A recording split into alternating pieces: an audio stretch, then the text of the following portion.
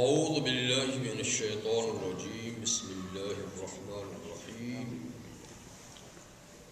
الم تر ان اللہ یسجد له من فی السماوات ومن فی الارض والشمس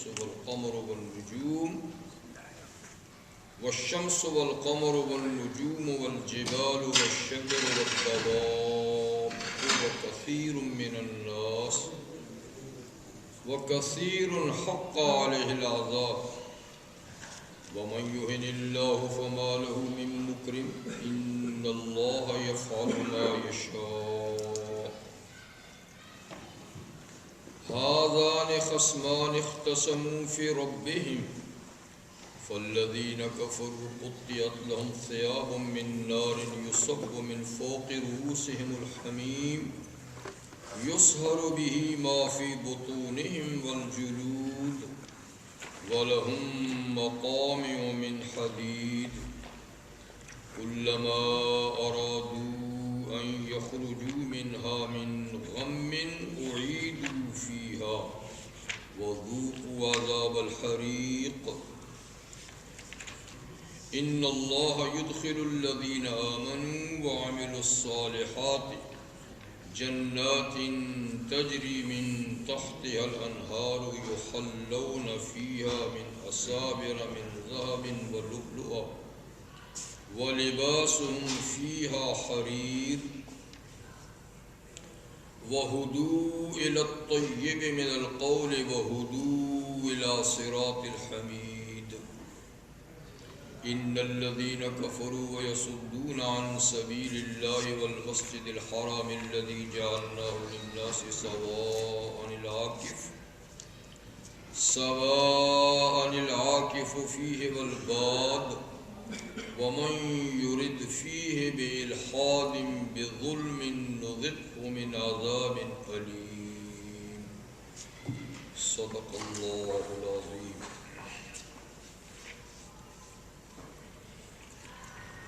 سورۃ الحج کی آیہ نمبر 18 سے آیہ نمبر 25 تک آیات آپ کے سامنے اس وقت تلاوت کی. ان آیات مبارکہ سے پہلی آیہ کریمہ میں اللہ تعالیٰ نے مختلف مذاہب کا ذکر فرمایا تھا کہ دنیا میں مختلف مذاہب ہیں جن کا فیصلہ قیامت کے دن ہوگا، جن میں اہل ایمان ہیں، یہودی ہیں، صابی ہیں، عیسائی ہیں، مجوس ہیں اور باقی مشرکی.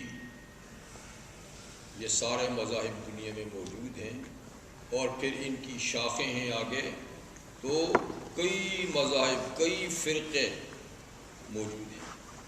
فرما کہ ان کا فیصلہ قیامت کے دن اور یہ تمام فرقے قیامت کے دن بس دو ہی جماعتوں میں تقسیم ہو جائیں گے، فریق فی الجنہ و فریق فی السعیر. ایک فریق جنت میں چلا جائے گا، ایک فریق جہنم میں چلا جائے گا.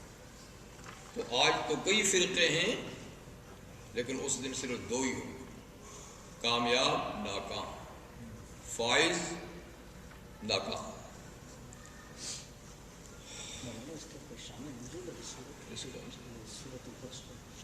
پوری صورت کا شان نزول تو نہیں ہوتا، مختلف آیات کا ہوتے ہیں. کہاں چھوٹی صورتیں ان کا ایک بھی ہوتا ہے، لیکن جو بڑی بڑی صورتیں ہیں ان میں کئی آیات کا شان نزول نہیں بھی ہوتا. ویسے ہی بغیر کسی وجہ کے اللہ تعالیٰ پیغام بھیج دیتے ہیں. کسی کا پہلے کوئی واقعہ ہوتا ہے کیونکہ وہ ضروری بات نہیں ہوتی. جیسے ابھی انہی آیات میں ایک آیت کا بھی شان نزول آئے گا. یہ تو بات بتا دی کہ یہاں حق اور باطل مکس ہیں، فیصلہ نہیں ہو رہا، اور فیصلہ ہو بھی جائے تو مانتا کوئی نہیں، لیکن قیامت کے دن ہو جائے. ٹھیک. اب حق تعالی شانو فرماتے ہیں کہ الم تر ان اللہ یسجد له من فی السماوات ومن فی الارض. آپ نے دیکھا نہیں، یا دیکھنے سے مراد آنکھوں کا دیکھنا نہیں، علم کا دیکھنا. یعنی آپ کے پاس اس بات کا علم نہیں آیا ہے تو ٹھیک نہیں آیا تو اب آ رہا ہے. تو آپ نے دیکھا نہیں کہ یقیناً اللہ تعالیٰ جو ہے نا انہی کو سجدہ کرتے ہیں جو آسمانوں میں ہیں. آسمانوں کے اندر جتنی بھی اللہ کی مخلوق ہے، آسمانوں میں سب سے بڑی مخلوق تو فرشتے ہیں، لیکن اللہ بہتر جانے کہ اس کی سوا کوئی اور بھی مخلوق ہو. تو بہرحال آسمانوں میں جتنی بھی مخلوق ہے ان میں کوئی ایک بھی ایسا نہیں جو اللہ کی عبادت نہ کرتا ہو، اللہ کو سجدہ نہ کرتا ہو. ومن فی الارض، اور جو اللہ کی مخلوق زمین میں ہے وہ بھی سب کی سب اللہ کو سجدہ کرتی ہے، زمین کی بھی ساری مخلوق. اور زمین و آسمان کے درمیان کی مخلوق، والشمس والقمر، درمیان کی مخلوق میں سب سے بڑی مخلوق سورج. سورج بھی اللہ کو سجدہ کرتا ہے، چاند بھی اللہ کو کرتا ہے. والنجوم، اور باقی ستارے بھی اللہ کے سامنے سجدہ ریز ہیں. اور زمین کی مخلوق میں بڑی مخلوق پہاڑ بھی، والشجر، درخت بھی، والدواب، اور تمام زمین کی سطح پہ چلنے والے جانور چھوٹے بڑے، یہ بھی. یہ تو کلیتاً اللہ کو سجدہ کرتے ہیں، ان میں کوئی بھی غیر اللہ کو سجدہ کرنے والا نہیں. باقی رہا معاملہ صرف جنات اور انسانوں کا ہے. تو وَكَثِيرٌ مِّنَ النَّاسِ، لوگوں کی بھی ایک بڑی تعداد صرف اللہ کو سجدہ کرتی ہے. لوگوں کی بھی، اس طرح جنات میں بھی ایک تعداد اللہ ہی کو سجدہ کرتی ہے، لیکن جنات اور انسانوں میں کچھ لوگ اللہ کو نہیں بھی سجدہ کرتے. کوئی کرتے ہی نہیں سرے سے، کچھ ادھر بھی کرتے ہیں ادھر بھی کرتے ہیں. کوئی اللہ کو بھی کرتے ہیں، غیر اللہ کو بھی کرتے ہیں، کچھ سرے سے ہی نہیں کرتے، لیکن کچھ صرف اللہ کو سجدہ کرتے ہیں. وَكَثِيرٌ الْحَقَّ عَلَى الْعَذَابِ، اور بہت سے انسان ایسے ہیں کہ جن پہ اللہ کا عذاب ثابت ہو چکا ہے، طے ہو چکا ہے، تو وہ محروم ہیں سجدہ کرنے سے، ان کو سجدہ کی توفیق نہیں. وَمَن يُهِنِ اللَّهُ فَمَا لَهُ مِن مُّكْرِمٍ، اور جس کو اللہ ذلیل کر دے اسے کوئی عزت دینے والا نہیں. عزت اور ذلت اللہ کے ہاتھ میں ہے. تو جسے اللہ بے عزت کر دے، ذلیل کر دے، اس کو کوئی عزت دینے والا نہیں. کیونکہ ان اللہ یفعل ما یشاء، اللہ جو چاہتے ہیں کرتے ہیں، اللہ جو چاہتے ہیں کرتے ہیں. تو اس آیہ کریمہ میں یہ بتایا کہ دیکھو انسانوں میں کچھ فرقے ہیں جن کا فیصلہ تو قیامت کے دن ہوگا، لیکن انسانوں کو اور جنات کا تو ذکر اس لیے کہ وہ انسانوں ہی کے تابع ہیں. اب یوں سمجھے کہ جن و انسانوں میں فرقے ہیں، اس لیے کہ جتنے فرقے انسانوں میں ہیں نا اتنے ہی فرقے جنوں میں بھی ہیں. جو جنات آئے تھے رحمت للعالمین صلی اللہ علیہ وسلم کے پاس، یعنی پہلی مرتبہ جن کی ملاقات ہوئی تھی، وہ 6-7 جن تھے جو بطن نخلہ میں آئے تھے، جنہوں نے صبح کی نماز میں قرآن سنا تھا اور وہ مومن ہو گئے تھے، لیکن ملے نہیں تھے حضور سے.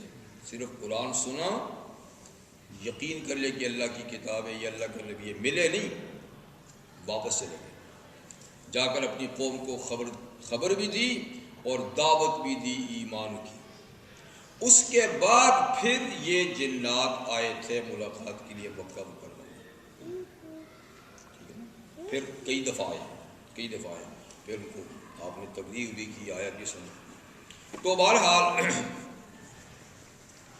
جنات مطلب کہ انسانوں کی. تو ان جنات کا قول ہے سورہ جن میں کہ انا من المسلمون و من القاسطون، کہ دیکھو ہم میں کچھ جنات مسلمان ہیں اور کچھ بے انصاف ہیں.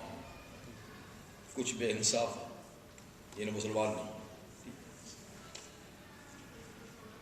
اور ان جو جنات کا وفد آیا تھا ملنے کے لیے ان کے بارے میں کہ وہ یہودی تھے، ٹھیک ہے نا، اس لیے انہوں نے تورات کا حوالہ دیا کہ یہ کتاب تورات سے ملتی جلتی ہے، زبان کو تورات جانتے تھے۔ تو مقصد یہ ہے کہ جنات میں وہ تمام فرقے ہیں جو انسانوں میں ہیں، اس لیے وہ انسانوں کے تابع ان کا اللہ تعالیٰ نے ذکر نہیں کیا۔ وہاں یہودی بھی ہیں، عیسائی بھی ہیں، وہاں ہندو بھی ہیں، سکھ بھی ہیں، بدھسٹ بھی ہیں، سب۔ ایک بدھ جن کا قصہ تو میں نے پڑھا تھا سعودی عرب میں، تو جنات جو ہے نا کبھی کبھی انسان پر بھی آ جاتے ہیں، کوئی تو تکلیف پہنچانے کے لیے آتے ہیں اور کوئی یوں ہی محبت کے انداز سے آ جاتے ہیں، دونوں طرح کے ہوتے ہیں۔ تو کسی خاتون کو سعودی عرب میں جنات، کوئی جن اس پہ آ گیا۔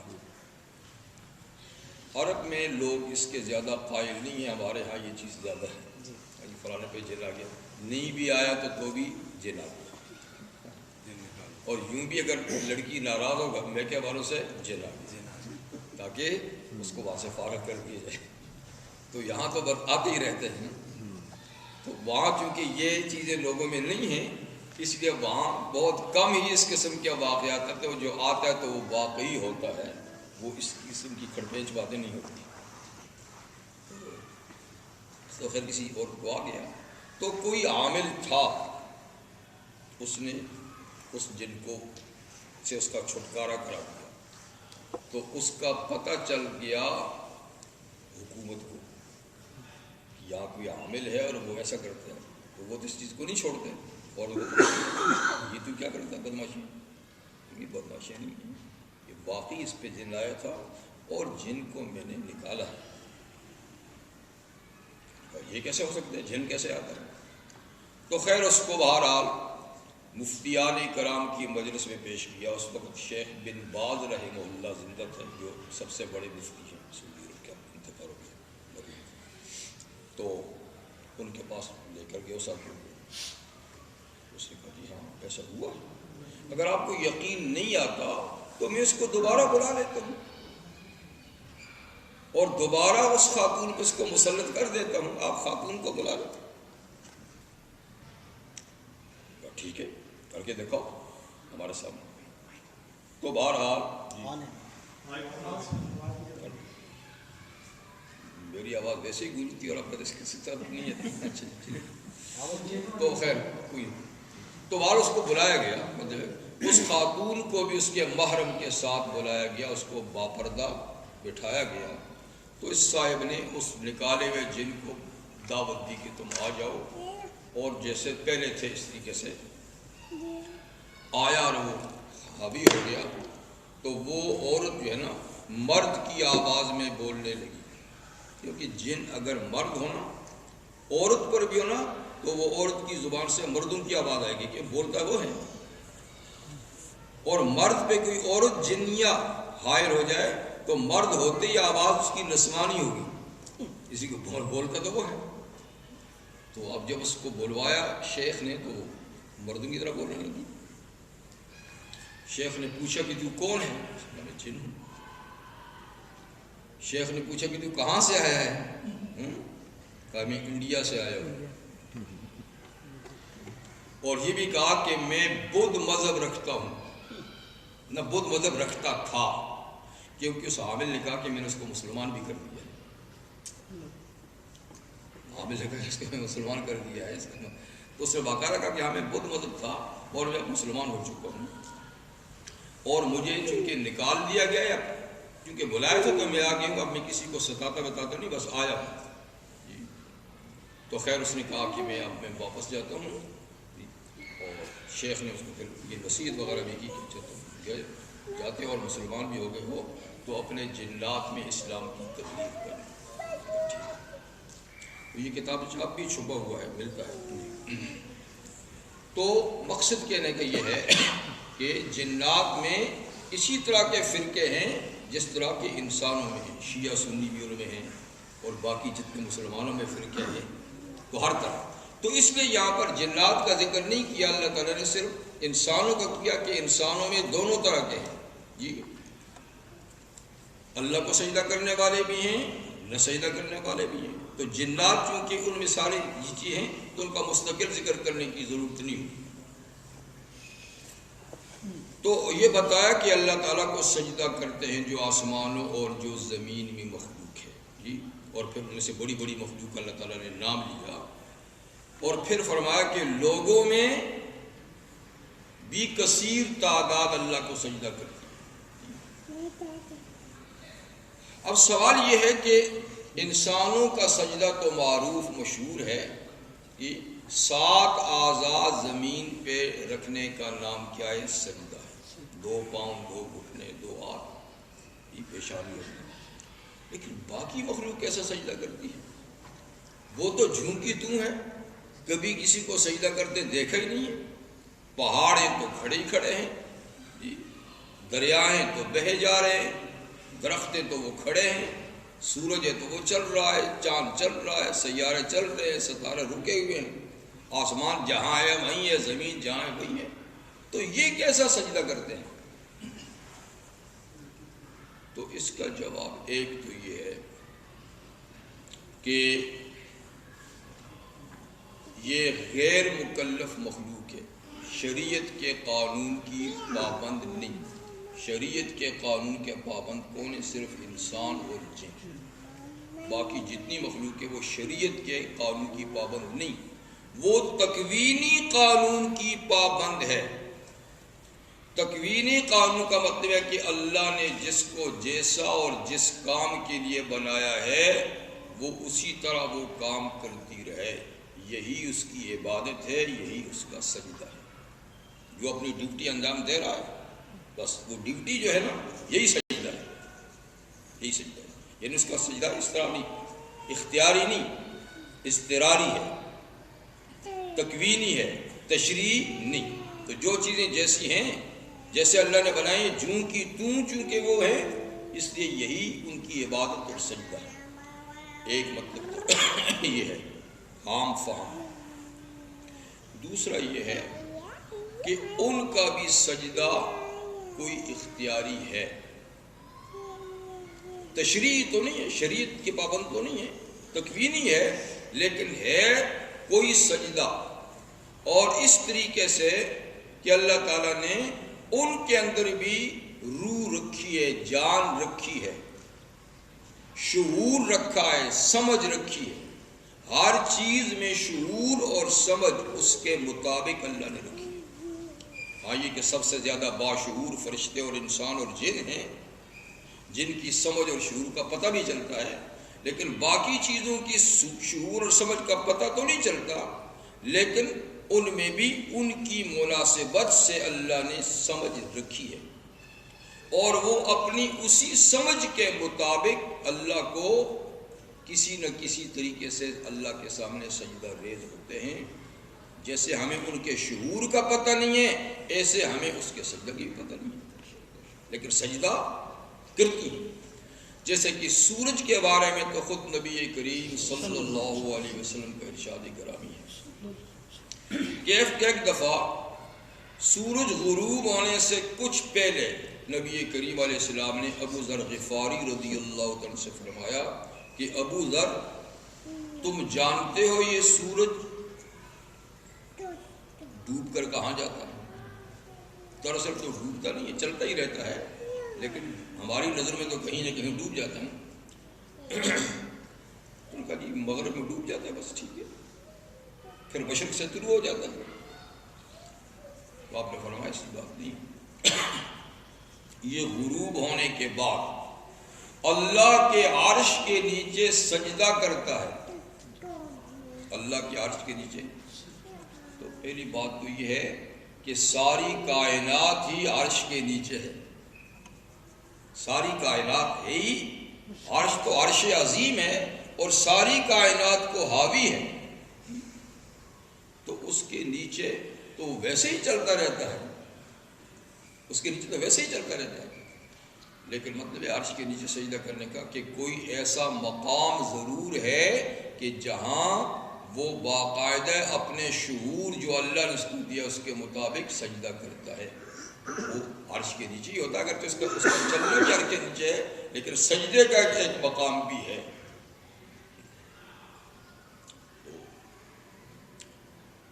جیسے تو کہتے ہیں یہ رکتا نہیں ہے، لیکن اب سنا ہے کہ تحقیق سے یہ بات کہیں آئی ہے کہ کچھ معمولی لمحے کے لیے رکتا ہے. ممکن ہے کہ یہی سجدے کے لیے رکنا ہو، اور کیا پتہ آگے اور تحقیق بڑھے تو اور بھی بات کا انکشاف ہو جائے. خیر ہماری سمجھ میں یہ بات آئے نہ آئے اس کا رکنا، لیکن چونکہ نبی کریم نے فرمایا ہے اس لیے ضرور وہ سجدہ کسی مقام پہ کرتا ہے، اور کرنے کے بعد پھر دوبارہ اللہ تعالی سے اپنی رفتار کے بارے میں اجازت چاہتا ہے.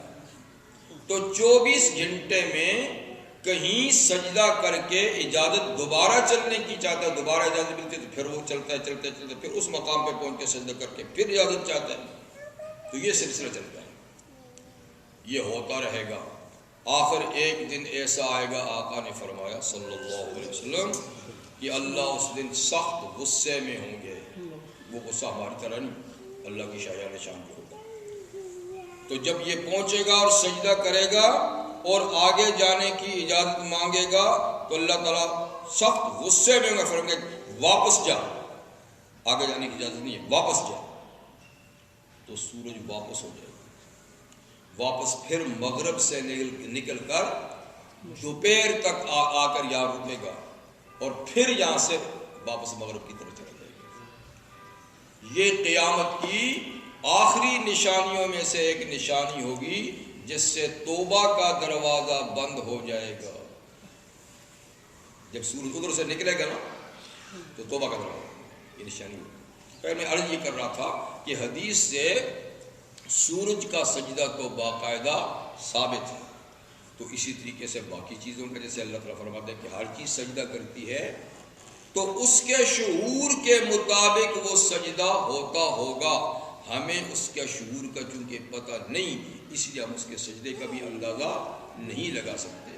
ہاں یہ اور بات ہے کہ وہ ہماری طرح سجدہ زمین پہ سر رکھے نہیں کرتے ہوں گے، کوئی اور طریقہ ہوگا، لیکن ہوگا، اس لیے کہ جان اور روح تو ہر چیز میں ہے.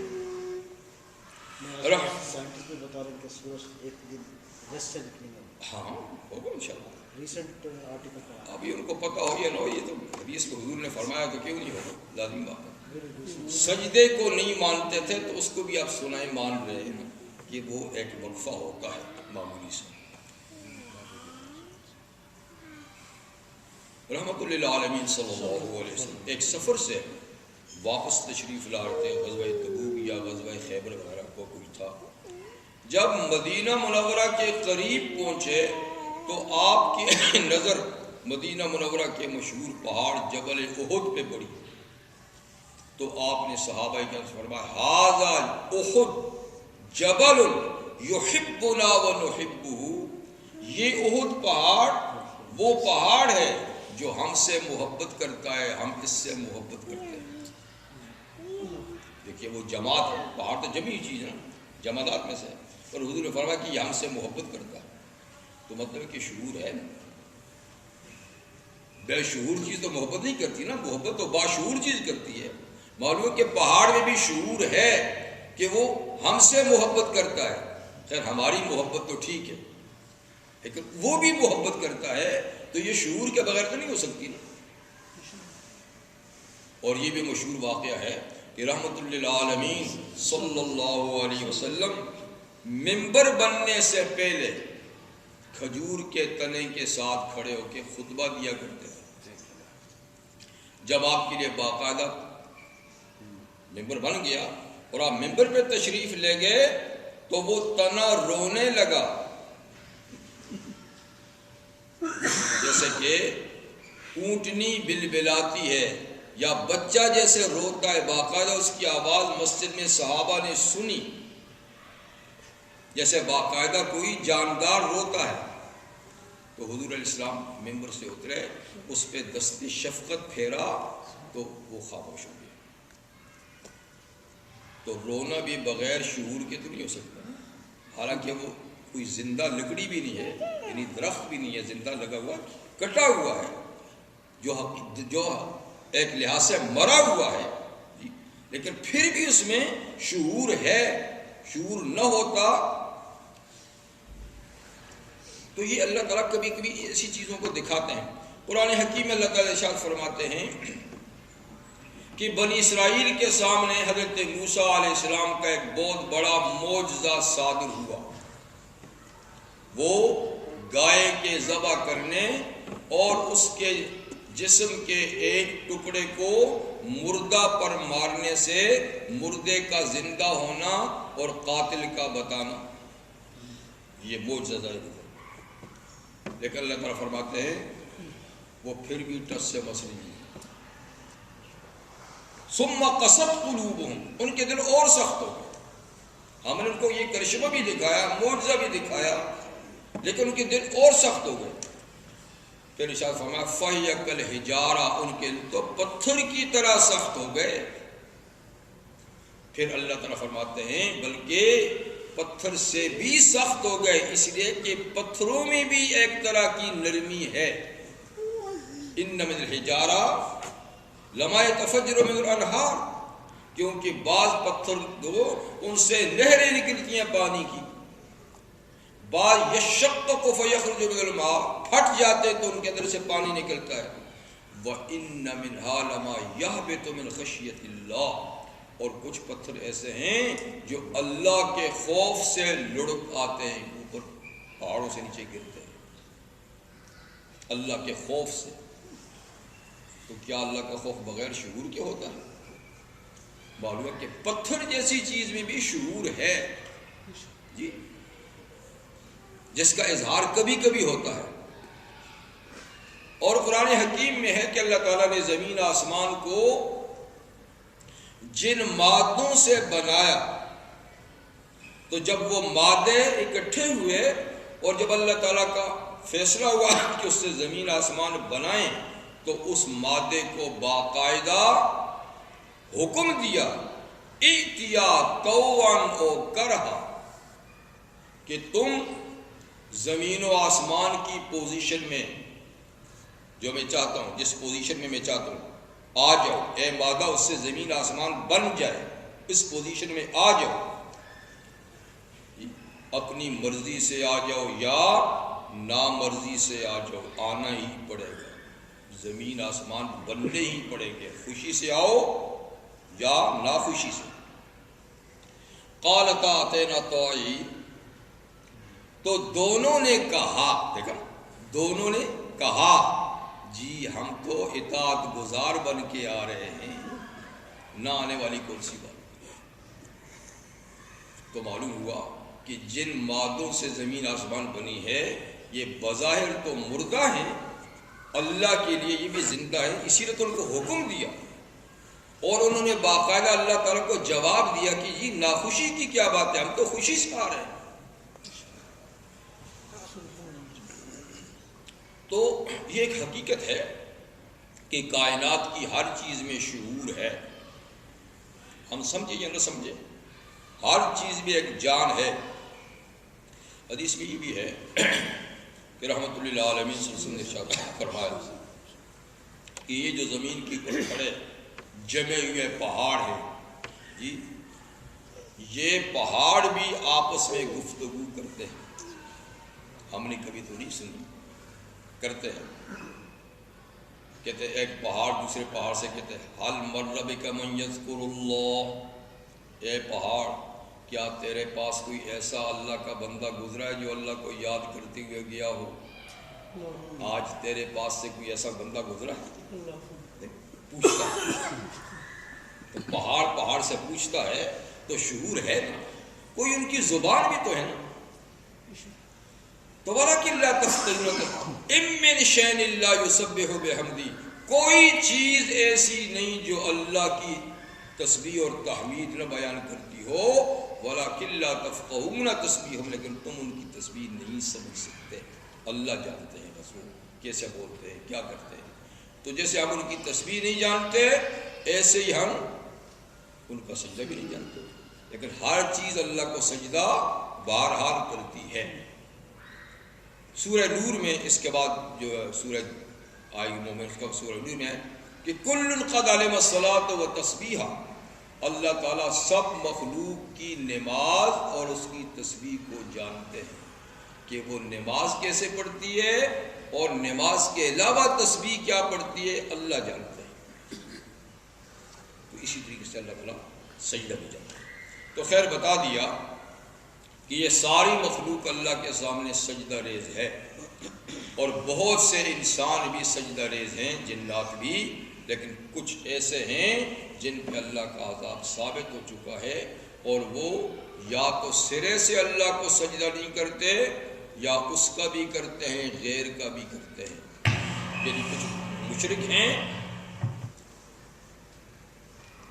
دوسری بات یہ ہے کہ یہ آیت سجدہ ہے جو ہم نے تلاوت کی، تو انشاءاللہ آپ فارغ ہونے کے بعد ایک سجدہ تلاوت کریں۔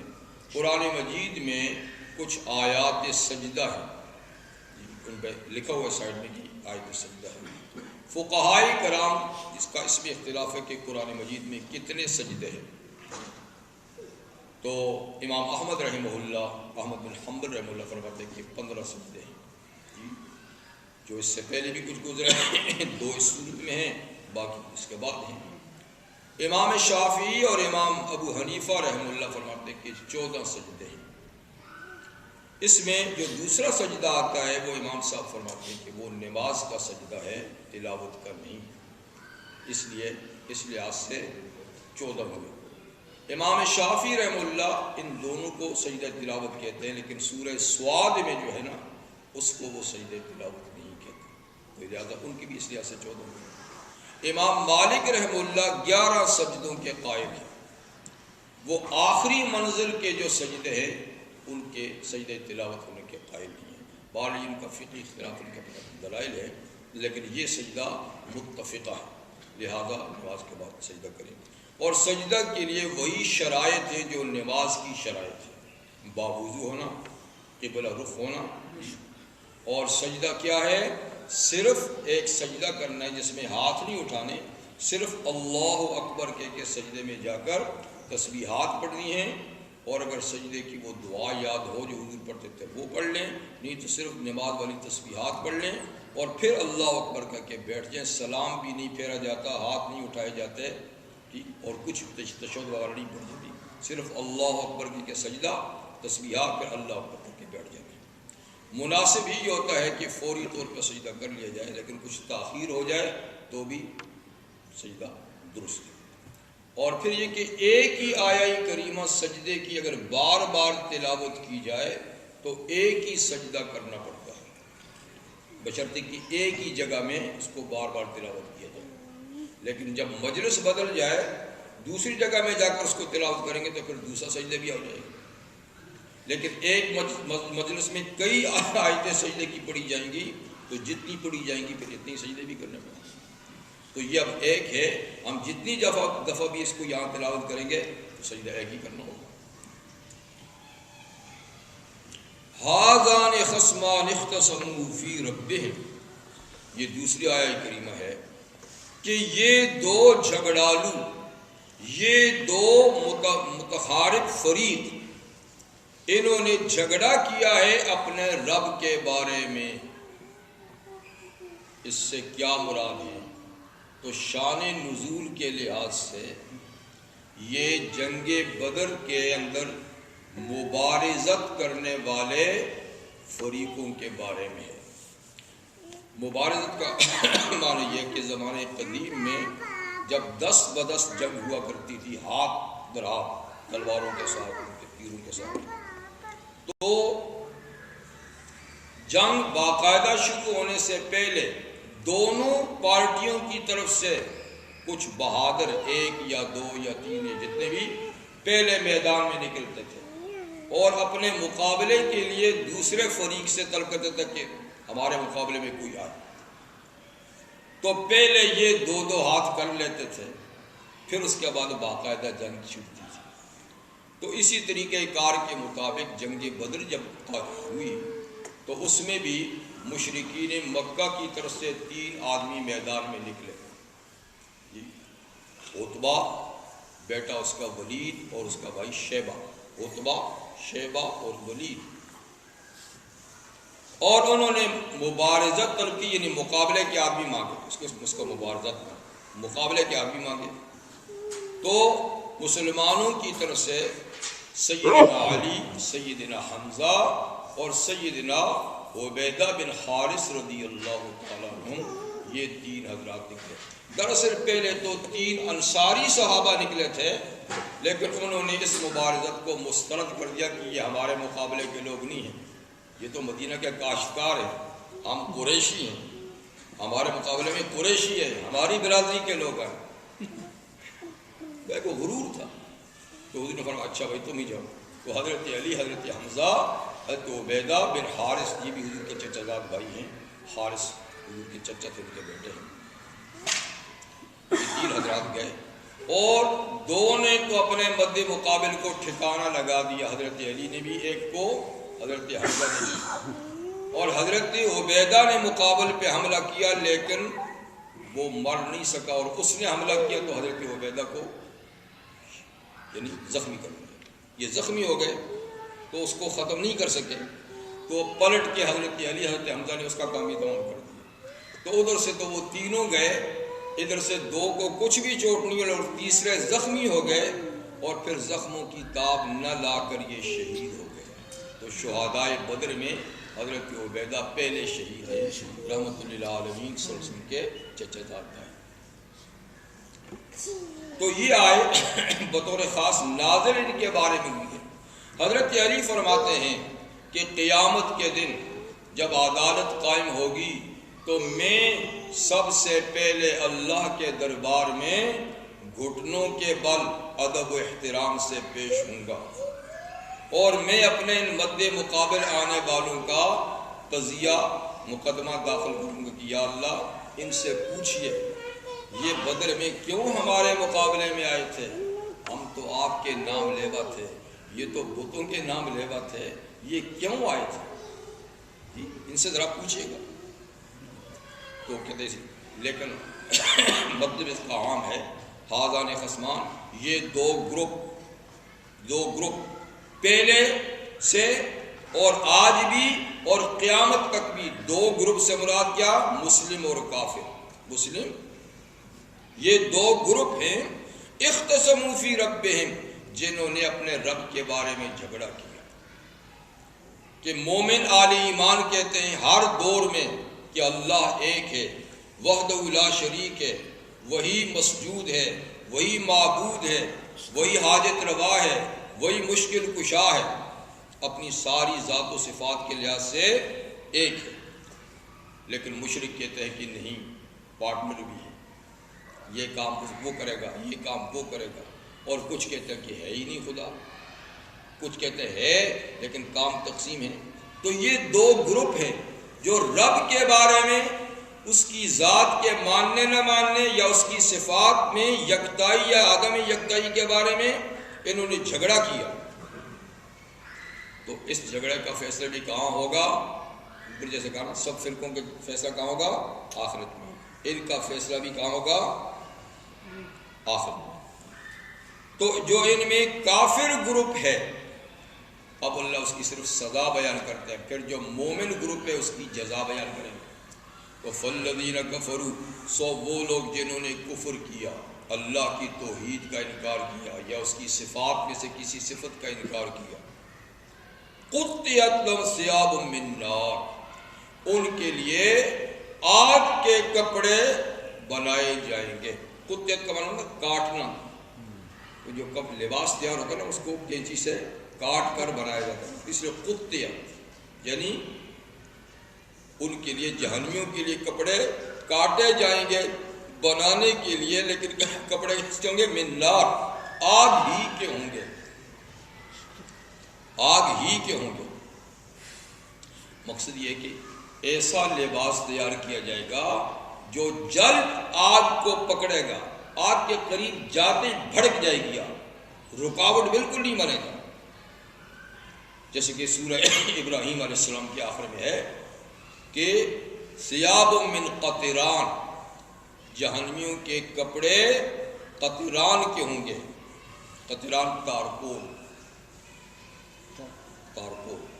جانتے ہیں؟ یہ جو روڈ پہ آپ لاتے ہیں، ہاں جی، اسی قسم کا، اسی قسم کے مادے سے یہ نہیں بنیں گے نا، سیاہ بھی ہوں گے اور آگ بھی جلدی پکڑیں گے وہ، یعنی جیسے کہ گندک ہوتی ہے، یعنی مطلب کہ آگ پکڑنے والا مادہ۔ پیغمبر کریم علیہ السلام نے ارشاد فرمایا کہ جو مرد عورت مصیبت میں بین کرتے ہیں، بین جانتے ہیں، چیخ چیخ کے روتے ہیں، ہاں، اور پیٹتے ہیں، ان کو بھی قیامت کے جہنم کے کپڑے یعنی گندک کے کپڑے ان کو پہنائے جائیں گے، اگر وہ اپنے اس گناہ سے توبہ کیے بغیر مر گئے تو۔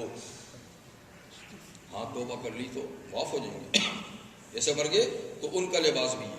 اور عام کافروں کا بھی ان کیا ہے، یعنی ایسی چیز سے ان کا لباس تیار کیا جائے گا جو جلد آگ پکڑے ایک دم، تو لباس بھی ایسا ہوگا۔ پھر جہنم کی آگ بھی آپ کو پتہ کتنی ہوگی، تو لمحہ بلمحہ پورے جسم کو ختم کر دے گی۔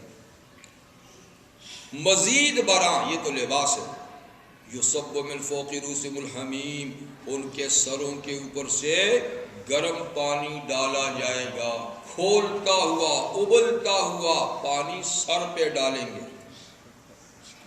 جی، اور وہی پانی پیاس کی وجہ سے مانگنے کے لیے پینے کو بھی دیا جائے گا، اوپر بھی ڈالا جائے گا تو سب کھال کو ختم کر دے گا، پینے کے لیے دیا جائے گا تو گھونٹ لیتے ہی اندر کے سارے جسم کو جلا کر سڑا کر گلا کر نکال دے گا۔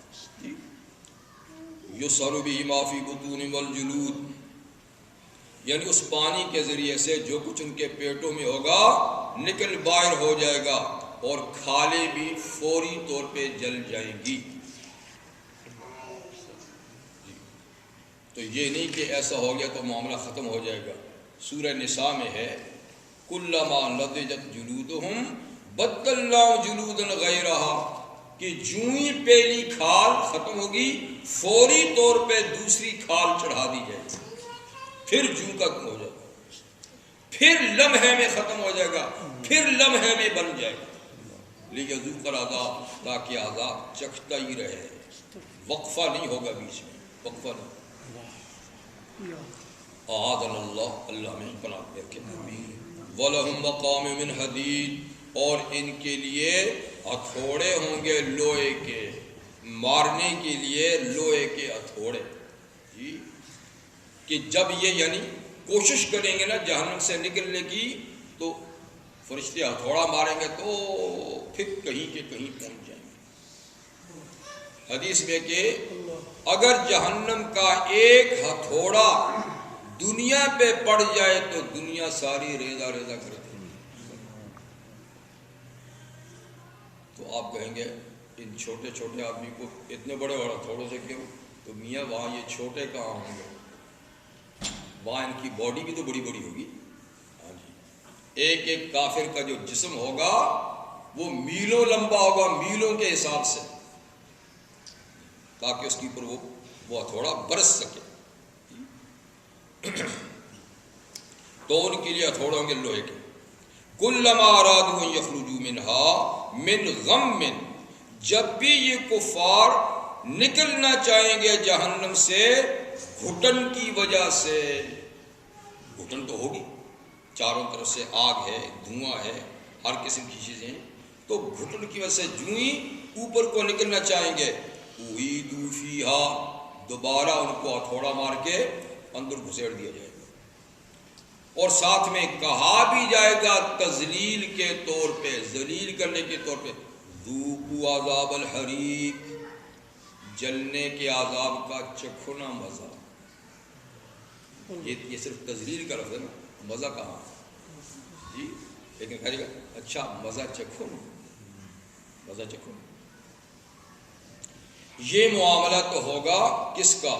منکرین کا، کافروں کا، ٹھیک ہے، جنہوں نے اللہ کو سجدہ نہیں کیا جی، اور جنہوں نے رب کے بارے میں جھگڑا کیا مومن آل ایمان کے ساتھ، ماں زبانی جھگڑا نہیں بلکہ مار پیٹ پہ اتر آئے، جنگیں لڑی، کیا کچھ نہیں کیا، باقی رہے اب وہ لوگ جو مومن ہیں، تو ان کی جزا کیا ہے؟ ان اللہ یدخل الذین آمنوا وعملوا الصالحات، بے شک اللہ داخل کرے گا ان لوگوں کو جو ایمان لائے اور انہوں نے نیک اعمال انجام دیے۔ نیک اعمال میں زیر فہرست نماز ہے۔ سب سے اہم ترین نیک عمل کیا ہے؟ نماز، جنہوں نے نماز کی پابندی کی۔ پھر روزہ ہے، پھر زکوٰۃ ہے، پھر حج ہے۔ یہ 4 اسلام کی مرکزی عبادات ہیں، تو اعمال صالحہ میں سب سے پہلا نمبر تو انہی کا ہے۔ ان کے بعد پھر اور باقی تمام امور خیر ہے، تلاوت ہے، اذکار ہے، رفاع عامہ کے کام ہیں، خدمت خلق کے کام ہیں، مخلوق خدا سے ہمدردی ہے، غمخواری ہے، جتنے بھی اچھے کام دنیا میں ہیں وہ سارے اعمال صالحہ میں شامل ہیں۔ لیکن مرکزی چیزیں یہ 4 ہیں، نماز، روزہ، حج، زکوٰۃ۔ اس میں ظاہر بات ہے کہ چاروں ارکان سارے مسلمان سر انجام نہیں دے سکتے، کیونکہ حج صرف ان لوگوں کے لیے ہے جو سرمایہ رکھتے ہیں، زکوٰۃ بھی ان لوگوں کے لیے ہے جو سرمایہ رکھتے ہیں، لیکن 2 عبادتیں تو سرمایہ کی محتاج نہیں، وہ تو جمہور مسلمانوں کو انجام دینی ہے، نماز اور روزہ۔ اس میں کوئی چھوٹ نہیں۔ روزے کی تو پھر بھی سفر میں، بیماری میں اتنی چھوٹ ہے کہ اس دنوں میں نہ رکھو، بعد میں قضا کر لینا۔ رمضان میں نہ رکھو تو بعد میں قضا کر لینا، لیکن نماز کی تو قطعاً چھوٹ نہیں ہے، نہ بیماری میں نہ سفر میں۔ اتنی تو ہے کہ سفر میں 4 کے بجائے 2 پڑھ لو، ٹھیک ہے نا۔ لمبی قرات نہیں تو مختصر کر لو۔ بیماری میں اتنی چھوٹ تو ہے نا، کھڑے نہیں ہو سکتے تو بیٹھ کے پڑھ لو، جی بیٹھ نہیں سکتے تو لیٹ کے پڑھ لو، رکوع سجدہ نہیں کر سکتے تو اشارہ ہی کر لو، پانی نہیں ملتا تو تیمم سے طہارت کر لو۔ لیکن نماز کی چھوٹ بالکل نہیں، بالکل نہیں، ٹھیک ہے۔ تو اس لیے اعمال میں سے، عمل صالح میں سے میں نے کہا 4 تو فرائض ہیں، اور باقی اس کے علاوہ موقع بموقع جو بھی نیک کام کا موقع ملے وہ یہ چاہیے۔ تو جن لوگوں نے ایمان لایا اور نیک اعمال انجام دیے، ان کو داخل کہاں کریں گے اللہ؟ جنات، باغات میں، باغات میں۔ جنت ایسے باغ کو کہتے ہیں نا جو درختوں سے ڈھکا ہوا،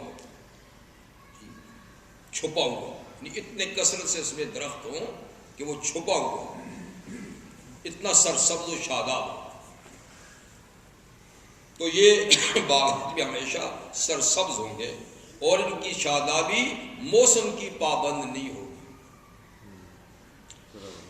تجری من تحتہا الانہار، مزید برآں خود ہی شاداب ہوں گے، اور پھر مزید برآں ان کے نیچے نہریں بھی بہتی ہوں گی، اور جہاں پانی ہر وقت لگتا ہو تو وہاں شادابی کا کیا کہنا۔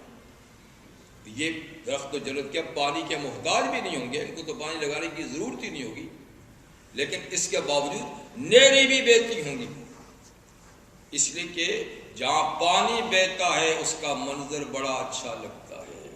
قدرتی بات ہے کہ پانی تالاب کی صورت میں کھڑا ہو یا بہہ رہا ہو، یہ اس کا منظر اتنا پسند ہوتا ہے، تو اللہ نے فرمایا کہ یہ خوش منظری جو تمہیں پسند ہے جنت میں ہر وقت تمہیں میسر ہوگی، تمہارے محلات کے سامنے سے نہریں بہتی ہیں۔ خاص طور پہ جب آبشار ہوتی ہیں نا، فال پانی اوپر سے گرتا ہے تو کتنا اچھا منظر پیش کرتا ہے۔ تو پہاڑی علاقوں میں جائیں اور آبشار دیکھیں کیسا حسین منظر ہوتا ہے۔ تو یہاں ہر وقت یہ منظر ان کی آنکھوں کے سامنے ہوگا۔ اس کے علاوہ زیب و زینت کا سامان بھی ہوگا کہ یحلون فیہا من اساور من ذہب ولؤلؤا، پہنائے جائیں گے جنت میں آل جنت کو کنگن، چوڑیاں نہیں کہتا، اچھا نہیں لگتا ہے تو چوڑیاں ہی ہیں، تو کنگن ان کا دوسرا ہے۔ تو کنگن سونے کے پہنائے جائیں گے۔ دوسری آیت میں چاندی کا بھی ذکر ہے، معلوم ہے کہ ایک سونے کا ایک چاندی کا، وَلُؤْلُؤَا اور موتیوں کے بھی 3 طرح کے کنگن، 3 طرح کے کنگن۔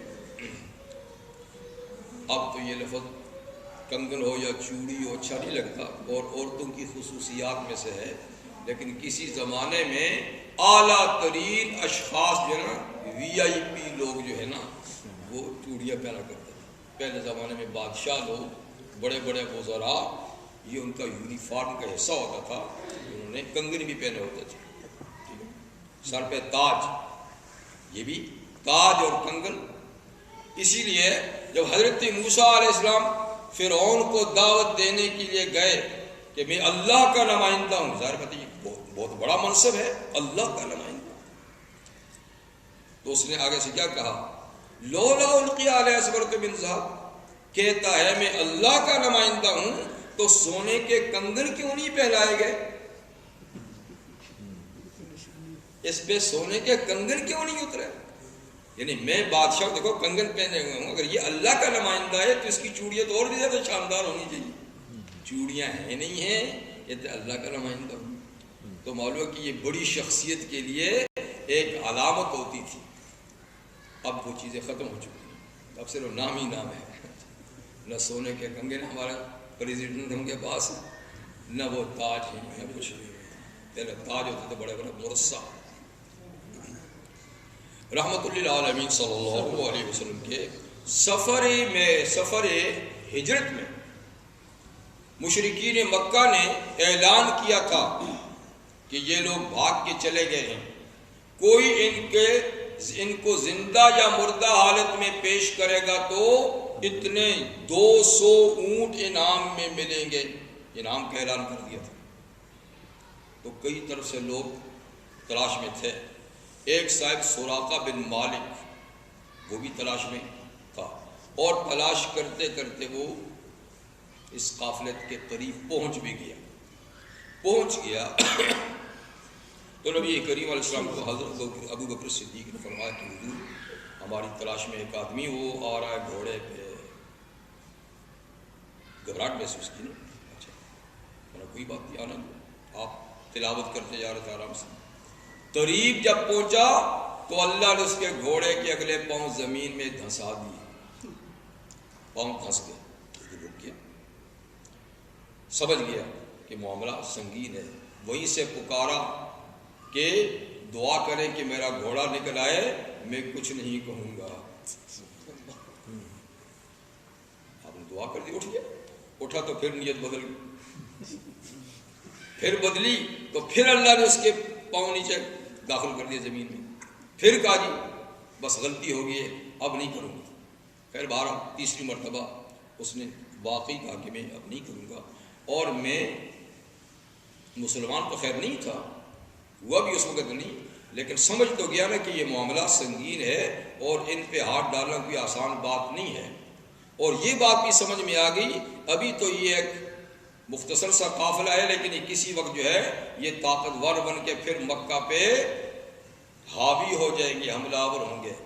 تو کہنے لگا، اس کو شاہ نامہ اسلام میں حفیظ جالندری نے ان لفظ میں ذکر کیا ہے، میں تائب ہوں مجھے ایک امن کی تحریر مل جائے، میں تائب ہوں مجھے ایک امن کی تحریر مل جائے، تیرے دربار اقدس میں مجھے توقیر مل جائے۔